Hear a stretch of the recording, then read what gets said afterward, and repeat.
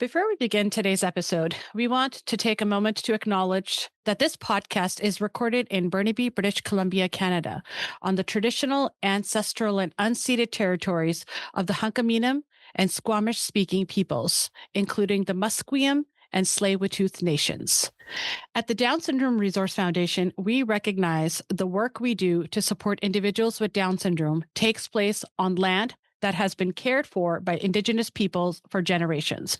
We honor their enduring connection to this land and acknowledge the impacts of colonialism that continue to affect Indigenous communities today. As an organization rooted in inclusion and empowerment, we recognize our responsibility to not only acknowledge this history, but to actively learn from it. We are committed to fostering respectful relationships with Indigenous peoples and integrating principles of reconciliation, equity, and justice into all aspects of our work. In advocating for the rights and potential of individuals with Down syndrome, we strive to build a more inclusive world, one that recognizes and respects all identities, histories, and cultures.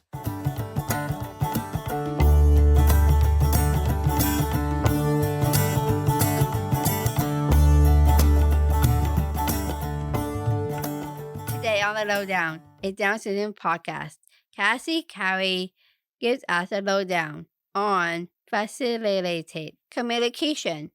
Over to you, Hannah Marla. Thanks, Danielle. Today we're stepping into a topic that's complex, controversial, and deeply personal for many. That topic is facilitated communication. It's a method that has sparked passionate debate for several decades now, praised by some families as life-changing and questioned by most professionals as lacking in scientific evidence and support, as well as being potentially harmful. But this episode isn't just about facilitated communication. It's really about the broader, often messy space where evidence based practice meets the broader community and the range of needs and backgrounds that are there. This is a conversation about what happens when lived reality and clinical research don't always align. And how as do we as therapists support families who don't feel satisfied by the supports that are available and turn to things that aren't backed by research. And today, joining us, we have Cassandra Cowie Belanger to discuss this topic. She's an SLP here in our clinic. Yeah, and we're so happy to welcome Cassie to the podcast. She has studied psychology at the University of British Columbia before completing her master's degree in speech language pathology at McGill University. While at McGill, she provided intensive speech treatment for teens with Down syndrome and childhood apraxia of speech. During this particular experience, she became eager to work with this population.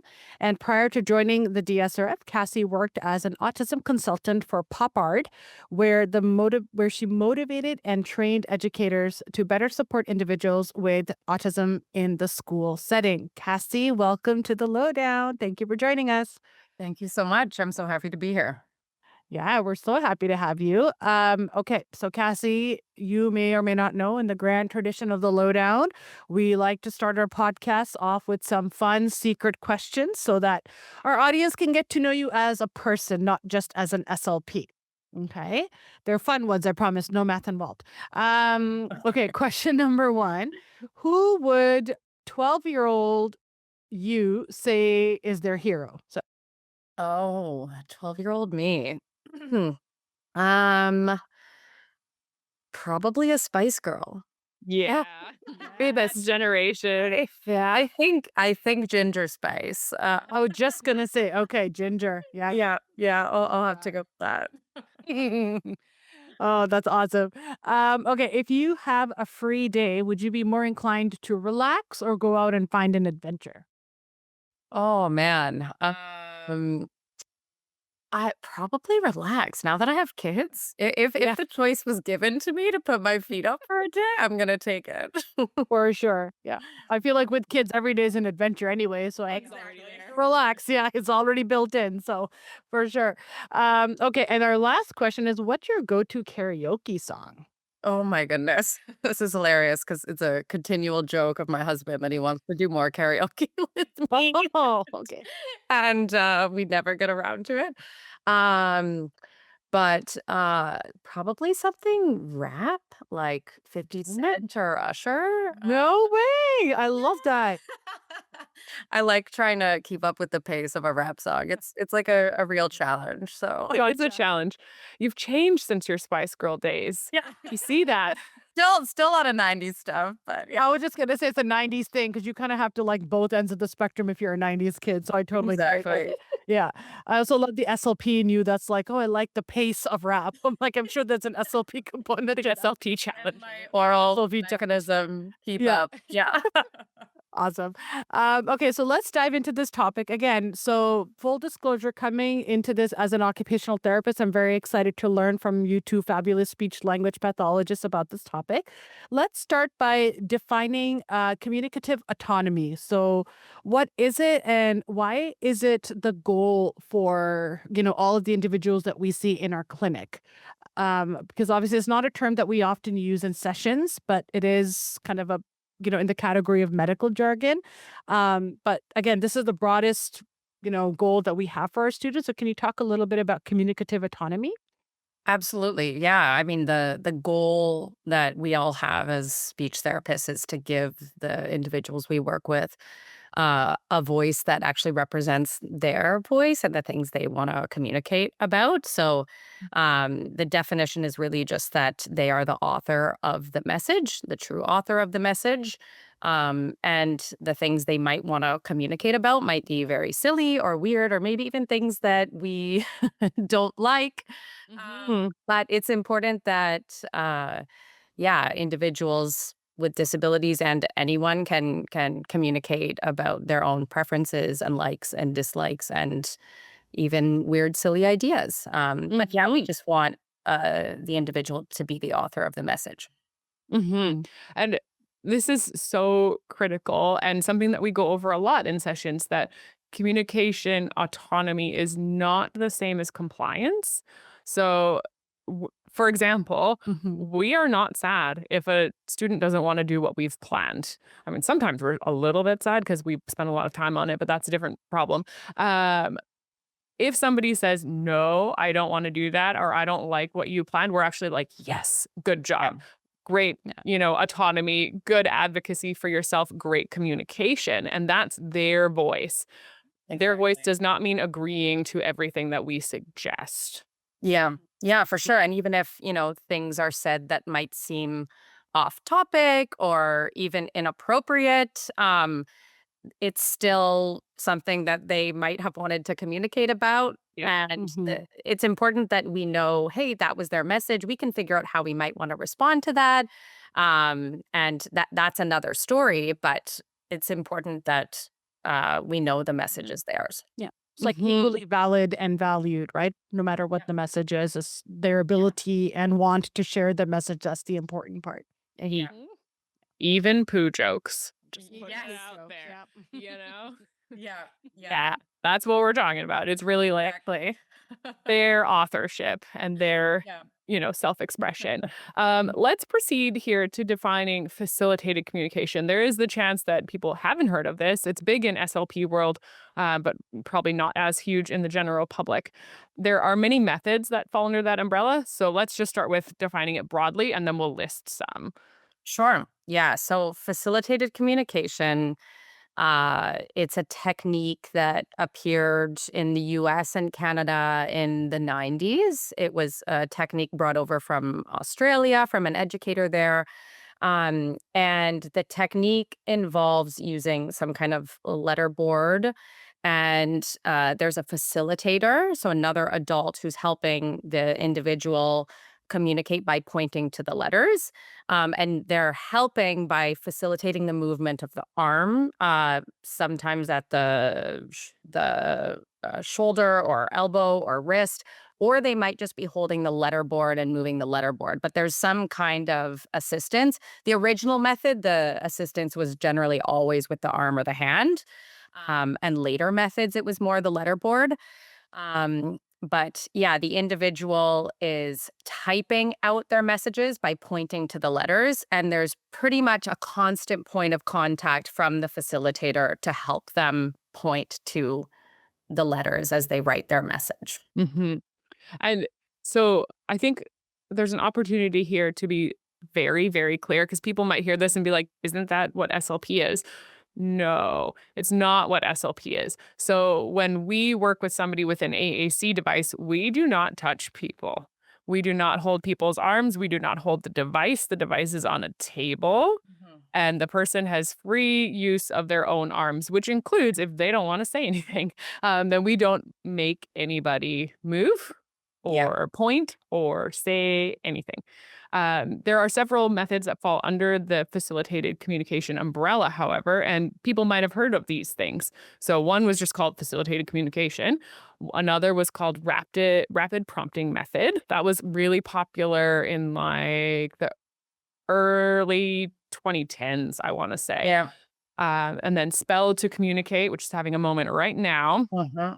And the telepathy tapes, having a moment right now. And in general, people might not name any of those, but still be holding their person's arm, hand, or device. And all of that is in the same group. Yeah. Would you Yeah, add, did I think- forget any in there?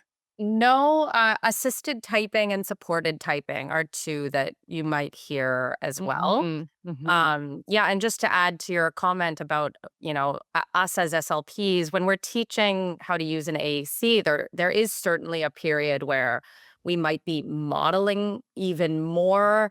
Mhm. Generally, we're showing with our own model of how to, say Mhm. point to a button or letters, depending on if they're what their system looks like. Yep. But the goal always is that prompts are decreased and you're working towards some level of independence. But modeling is never, a problematic strategy because it's a way of teaching that all teachers use. Mhm. But the main problem with facilitated communication is this constant cueing of an individual's arm or moving the board, which seems to be a more subtle way, but it definitely still has an impact on the message. Mhm. And it really takes away the the confidence. And as we'll talk about more, Mhm. studies seem to suggest it's not the individual's message. Message. Yeah. Mhm. Um, Excellent. Well defined. We have one more definition before we proceed in this conversation, just so that we have Yeah. working definitions for everybody. And that is defining pseudoscience. So, facilitated communication falls into this group of pseudoscience. So, we're going to define it here and provide some other examples so that people are with us as we continue. Yeah. So pseudoscience has, science in the name because Mhm. there can be a lot of features of it that resemble science. There's actually, I was looking at a spelling to communicate website that someone's running right now promoting their services. And there's a lot of kind of jargon or Jargon. scientific language that's actually used to make it, appear that there's something scientific behind the method. And there's a lot of what is portrayed as strong evidence, which is usually in the form of testimonials or heartfelt messages. But when you're looking at it, it's certainly portrayed to the viewer as having strong evidence because You're in a study. Yeah. yeah, and that there is, some scientific backing behind it. So it's sold as that. But then when you dig a little deeper, there hasn't actually been the scientific method adequately used to assess its validity. And that's the main Mhm. difference. Hmm.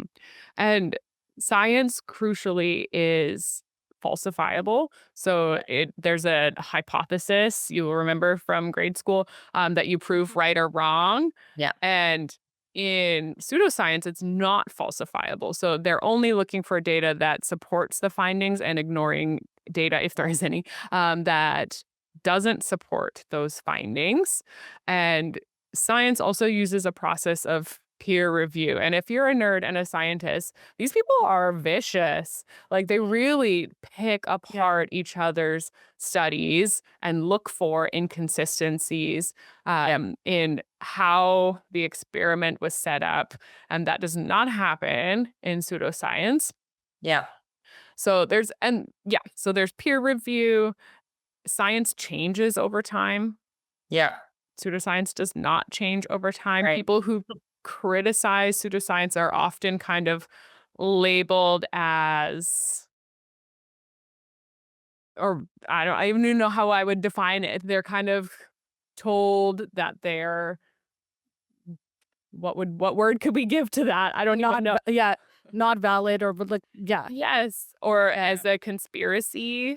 Yeah. Yeah, Yeah. seeing criticism as a conspiracy is maybe how we could define that one. Yeah. So all of those are features in pseudoscience. Yeah.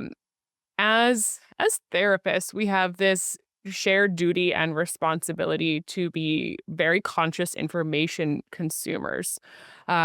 We have to acknowledge that there is a very big gap between public scientific literature, which is full of data and jargon, just like pseudoscience, and very formal language, and the everyday consumer. And scientific articles aren't actually really intended for the everyday consumer, which means the onus of review and interpretation and recommendations from the scientific literature falls on that in-between person, which is the therapist. Yeah. And we have an ethical duty, and it has a fancy name, of course. It's called epistemic duty, to be a knowledge expert and also to question our beliefs and be on the lookout for misconceptions. And there are, I think, more efforts now to make sure that the scientific community participates more in popular media and expands beyond medical journals. And actually, this podcast is one of those efforts in knowledge translation. Um, and while this is an effort to provide accessible information, it can also be a challenge then to figure out who's legitimate in their claims and who's not if everybody's on YouTube or if everybody's on the same kind of social media platforms. Who are you supposed to believe or not? And we recognize that is a big challenge. Mm-hmm. Yeah. Yeah. The thing is, Go ahead. sorry, I was just gonna say, no, I was just gonna say, and the thing is that this rigorous, the fact that we need to stick to science, that this isn't just an OT SLP thing. This is in the medical field. This is in corporate research. This is in, so many different industries where we have to look at what the evidence is saying and, be critical thinkers. And of course, as therapists, we've been taught how to be critical thinkers. And some people have not been taught how to critically analyze an article or a headline, right? So we understand that we're coming at it from a place of being trained in that and thinking critically, and not everybody else. But it doesn't mean that you also believe right away what you read, right? You have to kind of think about, and it's not, and it goes across a variety of different industries and fields. It's not just us saying it with respect to our profession. So it is, Right. it's a very widely held Absolutely. belief. Yeah. Yeah. I felt psychology, it's a great field to study the scientific method, because in psychology, it's kind of easy to fall for a lot of pseudoscientific ideas. They often fall in the domain of psychology. So being able to conduct experiments that, as Marla, you said, are falsifiable and that you would be Observable. you Yeah. have a hypothesis at the start. There's some kind of control group. And ideally, the study would be blind or double blind, so that the researchers or experimenters aren't, sure exactly who was in what condition. And ultimately, these were the types of studies that ended up being used to assess the credibility of facilitated communication. And there was an overwhelming result in the end. I don't know if you want me to dive into that now or if we're moving yet. We're moving towards risk and results. Yeah. Okay, sounds good. But yeah, the scientific method has given a clear indication of what we should all believe, which is why there is a unanimous academic and scientific and professional statement and opinion against facilitated communication now. And we could talk a little bit about what those experiments looked like. Yeah. In one of the very famous scientific studies of facilitated communication, they had a different person as the facilitator who did not see. Well, there's two different experiments. One, they had a different person who was supposed to facilitate a user in saying things, and it did not work. But then there was some criticism to that stated, well, the rapport or the bond between facilitator and individual is essential. Mhm. So there was another study done where the individual, in our case, individual with Down syndrome, but in this research, individual with autism, um, saw a card with a picture on it, and the facilitator did not. And the person was not able to type out the word that was on the card at any time. If the Yeah. facilitator saw a different card, the individual typed out what the facilitator saw, even if they didn't see it.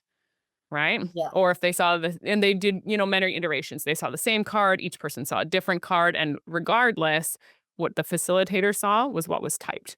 And at this time, there's some good documentaries about this. At this time, this was shocking information to the facilitators who themselves truly believed that they were facilitating that person's own voice. And, they did not come into this with malintent necessarily at all. They really did believe that they were there to be helping, and it caused a lot of upset, a lot. Yeah. Yeah, I'm glad you brought this person up. Yeah, so Janice Boynton, she's actually a kind of anti-FC advocate now, and um, shares information on her website about where you might see it coming up because Mhm. she, went to all of the professional development. She became a facilitator. She did all the training, and she believed so wholeheartedly in this method. And I think that it's important when we're learning about the facilitator is to understand how much of this is subconscious. And I think that's why it was so hard for people who were advocates of this at the time to accept this new information coming out Mhm. because in their mind it just seemed so unbelievable that they could be cueing the They're individual when they influencing, had yeah. there was no conscious feeling that they were doing that. But Janice was wise enough to look at that data in the studies that she participated in, which demonstrated that 100% of the facilitated messages were only what she saw if it was different from what the user had seen. So there was just no other way to face that data. And I think it's very, yeah, humble of her to come forward and be honest about Yeah. her experience. But it speaks a lot about how subtle these effects are. And one kind of scientific uh, terminology or term, I guess we would say for that is the clever Hans effect. I don't know if you've heard of this, but this was a clever Hans was a horse in Germany in the early 1900s, and there was a psychologist doing experiments with this horse, and he was convinced that the horse could do math, and the psychologist truly thought that the horse learned how to do equations. But then I think the psychologist, they had a different person present the equations to the horse, and the horse couldn't actually do the equations. And it was discovered that the horse had just become extremely adept at uh, understanding and responding to the subtle body language and cues of the psychologist. There was kind of a tensing up as the horse tapped Got closer to them. Berg, and Sir. as he landed on it, the psychologist's body relaxed, and that's when he knew to stop. And everyone thought, this is amazing. But the point is, not to, I think, diminish how complex all of this can actually be, but just to say that this subtle body language and cueing can be done in so many different ways. And I think a lot of our students who are minimally speaking or non-speaking, they actually end up having a very strong skill in reading body language Yes. and being really sensitive to the individuals around them. That I do think this is a strength of theirs. And that, yeah, we have to be very cognizant of how our cueing can impact them, and just understand that if you're using facilitated communication, the data shows that that level of cueing could change the message so that it's not Yeah. actually theirs. Yeah.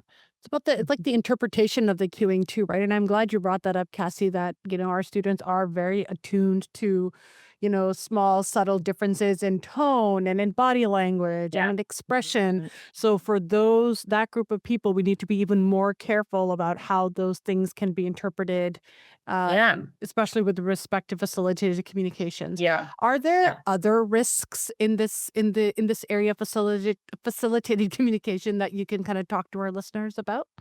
Yeah, definitely. I mean, I think at a fundamental level, the dignity of the person and their individuality and being able to communicate about what they want to communicate about. And I'll touch on this briefly. I think when you watch videos of the 90s and the conferences and the presentations showing facilitated communication, there's kind of one big theme about the content of the messages being shared, and it's kind of this very deep philosophical message about being trapped in one's body and how facilitated communication has saved them, and they finally have a voice now, and they're finally out of their body. And this is a beautiful idea. The data would suggest that this isn't actually the message they were sharing, that it was kind of the idea that the facilitators had of what their role was in helping this individual.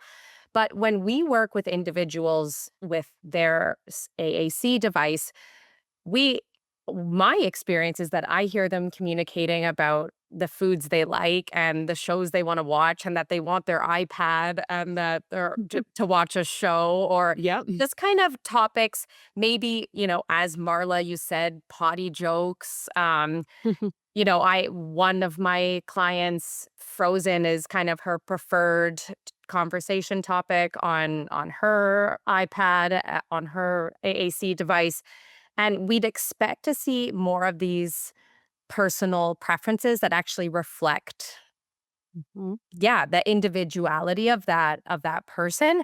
So one risk is just that, I mean, yeah, you're not hearing the message and the ideas and the preferences Mhm. of that individual, even if it's not some, deep philosophical poem, Mhm. about disability or social justice.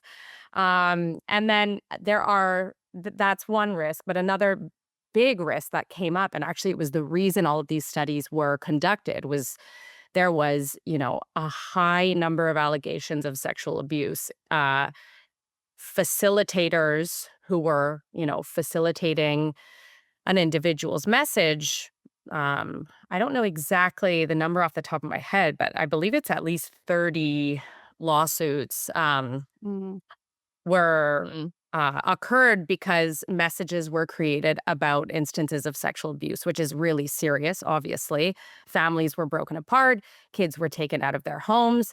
And Janice Boynton, the facilitator we just spoke about, the reason those studies were conducted because she had facilitated one of those messages and truly believed that this individual was being assaulted by, I believe it was her father. And it was just a dreadful thing for the whole family to go through. And Mhm. and it's that is its own risk that's just terrible. And it's one of the reasons that all these rigorous experiments were done. Um, but yeah, then a last risk would be that time is spent on a therapy technique that isn't effective when other Mm. techniques could be Mm. used. Mhm.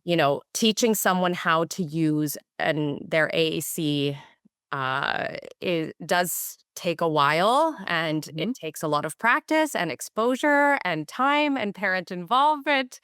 And it isn't, a magic trick, which sometimes is the way facilitated communication can be presented and sold as Yes. something that occurs really quickly. But so, I mean, this important time that needs to be spent to actually work on and find a communication technique that fits that individual, is being not taken advantage of. So that would Mhm. be another risk. Mhm. And I think I would add to that too, cost. There's a Yes. definite cost risk a lot of facilitated communication methods require Mm-hmm. significant financial expense on behalf of the families. They have to fly places or go to conferences that talk about facilitated communication. And those things are very expensive. Communication apps like AAC apps also have a cost. Um, I think overall the facilitated communication cost is even higher. And certainly if you then have to go back and start over, it's Yeah, I know. And I found it always interesting, the conspiracy that we as speech pathologists wouldn't want this really I know. technique to be known. I'm like, first of all, we want any effective technique to be known. Second of all, it relies on a person. Yeah. It's not taking any, like, if this was the thing that Oh person my God. needed, and I'd be maybe all even a in. professional touching their head, sure, I'll put in all the time I need and I'm going to work even more than I would have. My goal is actually to, get myself as far from Yeah. the individual so they don't need me. But just the conspiracy that we wouldn't want this to be known People to know. doesn't make Yeah. any sense from, a financial standpoint on our perspective. And also just the objective of anyone who's gone into this field. It's not to Yeah. hide. No. Cite evidence or spend more time in therapy than is needed. Yeah. Exactly. Absolutely.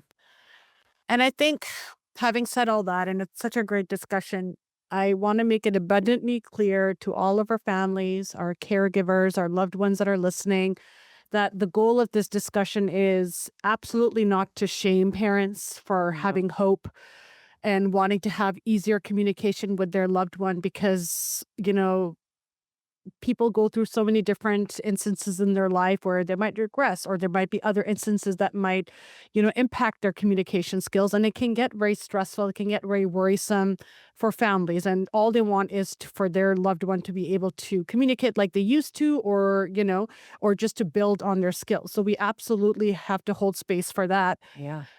And in fact, these are conversations that we have regularly with families. We have families, and we would absolutely, if anything, I think you guys would agree, we would love for you to come to your SLP with these questions and say, hey, I've heard about this. Can you tell me more about it? We would much rather you do that. And so we can guarantee you any good SLP will give you a balanced view of anything that you are considering. Yeah. So, so let's talk a little bit about some of the themes that we hear coming up repeatedly from families that might make them maybe seek out facilitated communication.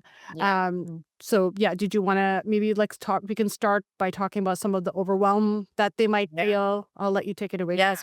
I mean, I think a big one would be slow progress. I think that the way that FC is taught and presented, it definitely promises fast learning and fast progress, and not just saying, simple wants and needs easily, but saying really complex ideas right away, which I think parents, so they might be feeling slow progress with the current communication methods, but then also this strong desire to connect with your child. And if there's the possibility that, in 2 weeks' time, they can be saying deep, profound thoughts about their feelings, about themselves and their lives, and how much, they love their family members, that is a really powerful thing, and that can give immense hope to an individual. So I think the desire to see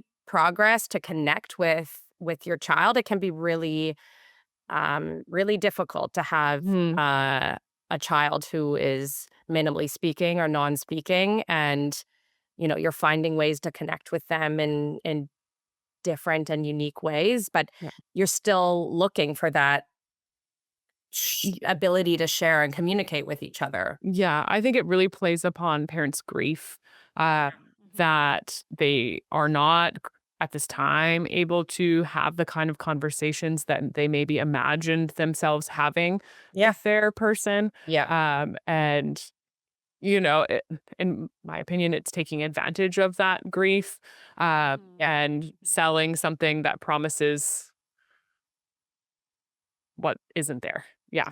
Yeah. I mean, if it could be understood that that message that you'll get is actually what the facilitator subconsciously thinks that child feels about you or their life, that's different. And parents, I think if they really understood and absorbed that, it would be like, no, I'll take the the slower progress that actually represents what my child wants to say. But I think just the stress and the overwhelm of parenting a child with a disability and who, is at whatever level they are in their communication journey, and wanting to have some more control over that and speed it up. And I think there might even be that feeling as well of, why not? Let's just give it a try.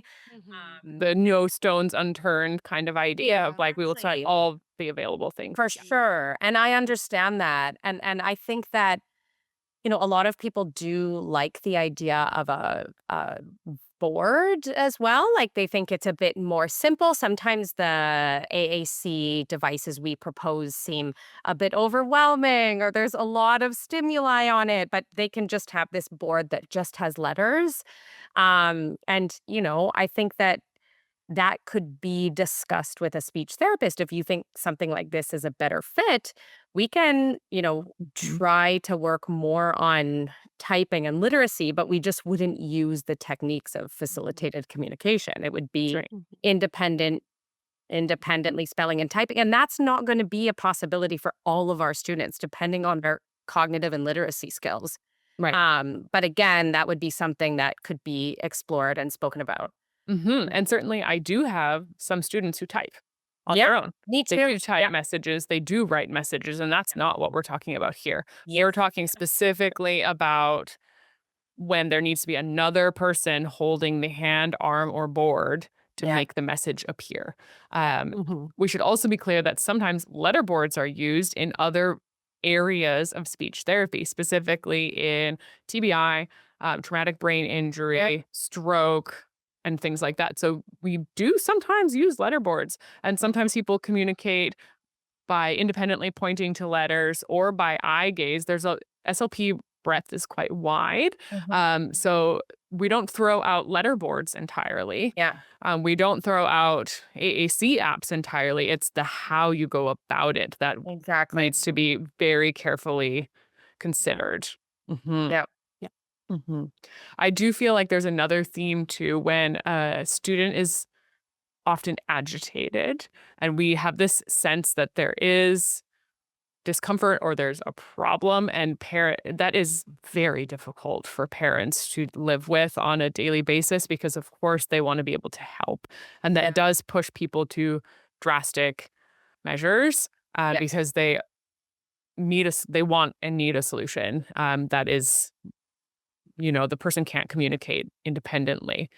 Yeah, that's a good point. I didn't think about that it could be following times of kind of crisis or really difficult developmental stage where you're just kind of desperate for a solution that could work quickly.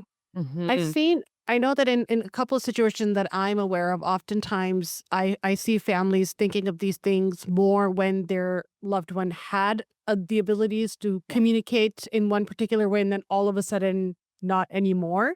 And so they're thinking like, oh, okay, but they used to be able to do this. Like, how can I get them back to that? Right. And there's a multitude of ways to do that.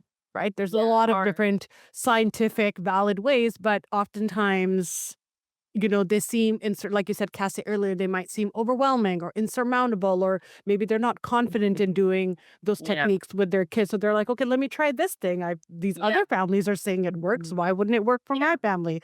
So it's such a hard thing to reconcile for families sometimes, because they're just, like you said, desperate to make sure that their kid is back to the way they used to be. And it's a hard thing to, Yeah, that's a really big one. And I do think if we don't know why somebody has regressed, it's even more difficult. And I think we should be upfront in that when we see a communication regression, it's a tragedy for us too. Yeah. We are really sad with the families that this has happened.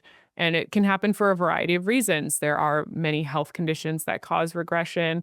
Sometimes there's trauma involved. that Yeah. can cause a regression. Sometimes that's just the progression and the nature of that particular diagnosis that involves periods of plateau or regression.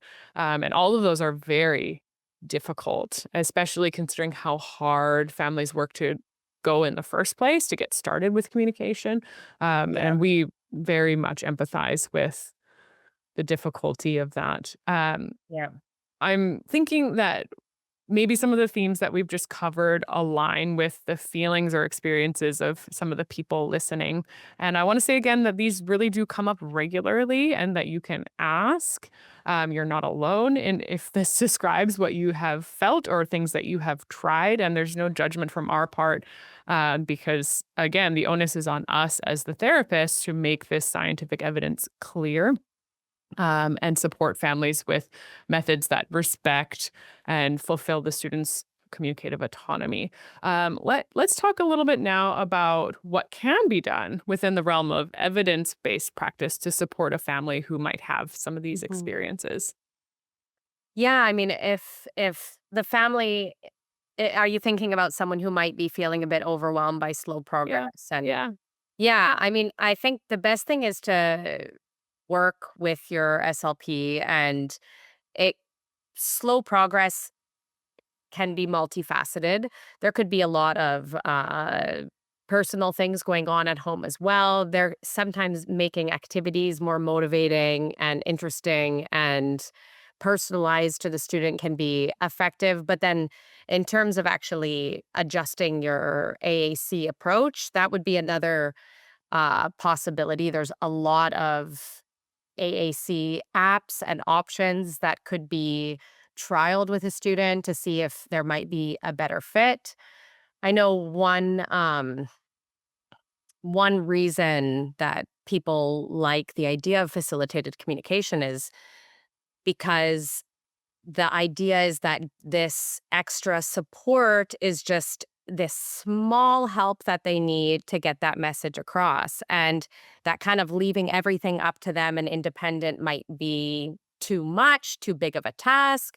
Sometimes, editing a device so that, say, the icons are bigger and the access points are just more clear and accessible for the student.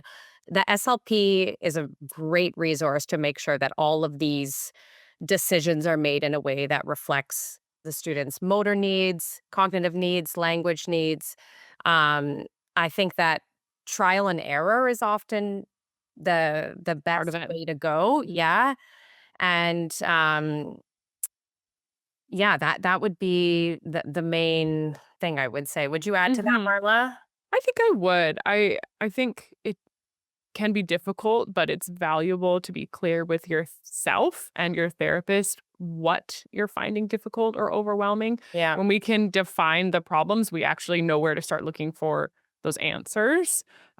Sometimes I encourage people to put this on a scale of 1 to 10, where 1 is like, I'm completely unhappy, disheartened by how my child does or does not communicate. And then 10 is like, everything's amazing. I've never had any communication difficulty with my person. To be clear, I never hear 10 from anybody. Yeah. Um, but think about, instead of what does it take to get to 10, what does it take to go up one number on the scale? And that's often your answer of your number one priority or where to start Yeah. with your supports. And you can let your therapist know, like, we need something we can take to the playground. We need something we can have at family dinners, and be quite specific. SLPs quite like to be creative. We like to find and make solutions that work for people. And sometimes, if a family's like, I can't look at this AAC app because I can't take in 60 things at once, Absolutely. the most common AAC app has a grade of 60 as its kind of standard. That's why I said 60. We have a lot of things that we can do to support a family in that position, where we might just pick like one word to start with and just work on modeling that. And that way everybody learns and it's in achievable, reasonable pieces. Yeah, I love that. And I love the idea of focusing on specific activities. Like Mm, I have sometimes a parent's complaint will be, I just want to have a moment of connection after school where I Yeah. can say, what did you do? And there's just some kind of response. So maybe for a bit, we're not using the touch chat or Proloquo or whatever app they're using, but there's going to be some visual board that we've practiced that family has with some visual options to explain that the individual can point to talk about their day with their parent or how they felt. Mm. But yeah, I agree with you, finding out what those moments are that maybe are impacting parent quality of life Yeah. a lot, and making them seek out other options and looking for simple tools that, yeah, meet that child's needs, and then also helping the parents understand that these things do take time. I would say make that visual, and it's not going to work right away, but going through the process of effective teaching, modeling it, and making it clear that yes, we use some prompting, but if I came and took your child's arm and pointed to math and happy about their day, it's not necessarily their marriage. Yeah. Yeah. And, maybe they weren't even in math. Like, yeah, that's the, that's the thing. Yeah. So I think we can conclude this episode with like immense empathy for families and this message of we are here to help you. And we can be creative. If our first plan is like, you're not digging it, tell us because we can adjust, we can shift. We want to know what you really want to work on. And, we will definitely go there and have that conversation with you. And sometimes many times as we adjust things over time and as your person develops. Yeah. Yeah. And I think the other thing is oftentimes I find, even from an OT perspective, like we can sit with you as families and provide you like the bigger picture. Like sometimes it's hard to work on something not knowing how it develops further down, right? You kind of want to go from A to Q, but we kind of have to work on, all the letters in B. between and then work towards Z. Exactly. So Mhm. I find that that's often very helpful. It's just like, let's just sit down and let's just map it out. Like, okay, we can't go from one to the next because there's all these little pieces in between that will get us there. And oftentimes I found that families are like, okay, I get the bigger picture. So definitely don't be shy and ask your therapist, OT, SLP, being like, hey, how does this work? Like, how do we go from point A to point Z? And, Yeah.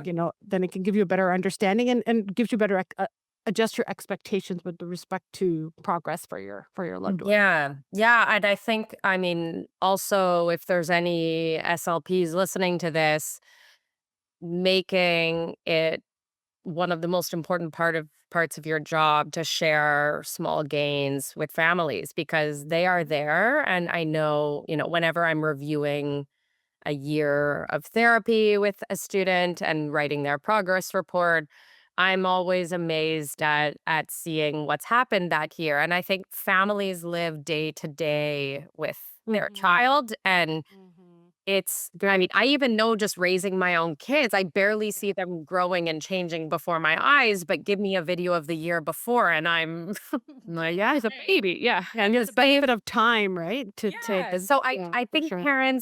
reminding parents that it's hardest for them to see those little changes and those gains so that Absolutely. they are happening.